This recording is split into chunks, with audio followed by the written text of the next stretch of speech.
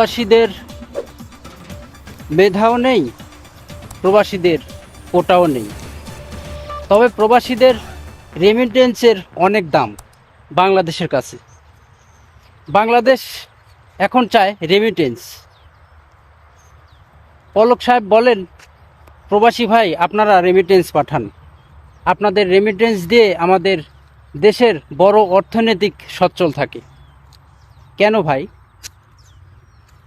এই যে আপনারা যখন যা খুশি তাই করছেন, মন চাইছে নেট অফ করছেন, আর বলছেন যে নেট আমরা বন্ধ করিনি, নেট বন্ধ হয়ে গেছে। আমরাও রেমিটেন্স বন্ধ করিনি, রেমিটেন্স বন্ধ হয়ে গেছে। তার কারণ আপনি এই যে নেট অফ করে রাখছেন, আমাদের সঙ্গে আমাদের দেশের যোগাযোগ বিচ্ছিন্ন করে দিয়েছেন। আমরা রেমিটেন্স পাঠাবো কেমনে? আমরা ব্যাংকের মাধ্যমে অনলাইনে আমরা রেমিটেন্স পাঠাই।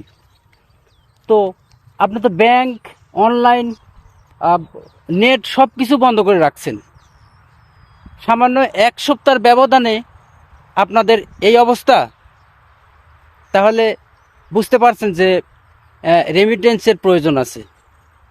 আপনারা রেমিটেন্স চান, কিন্তু প্রবাসীদের পরিবারের কোনো নিশ্চয়তা নেই, তাদের পরিবারের কোনো সিকিউরিটি নেই, প্রবাসীদের সিকিউরিটি নেই। প্রবাসীরা বাংলাদেশ এয়ারপোর্টে গেলে লাকেজ কেটে মাল বের করা হয়, লাকেজ কেটে দামি দামি অনেক জিনিস বের করে নেওয়া হয়, চুরি করা হয়। আপনারা তো এয়ারপোর্টে বেশিরভাগ চোর নিয়োগ দিয়েছেন। আমি বলছি না যে সবাই চোর, তা না। এই যে এইগুলো হয়, প্রবাসীদের সঙ্গে দুর্ব্যবহার করা হয়। আমি বাংলাদেশের যারা মন্ত্রী আছেন, যারা রেমিটেন্স চাচ্ছেন, আমি তাদের উদ্দেশ্যে কথাগুলো বলছি। আপনারা এই এয়ারপোর্ট ঠিক করেন, এয়ারপোর্টে এই যে মালামাল চুরি হয় এগুলো বন্ধ করেন। এয়ারপোর্টে প্রবাসীরা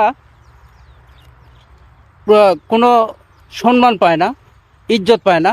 আশা করি আপনারা এদিকটা দেখবেন। ওকে প্রিয় দর্শক, সবাই ভালো থাকবেন, সুস্থ থাকবেন। আজকের মতো এ পর্যন্তই। আল্লাহ হাফেজ।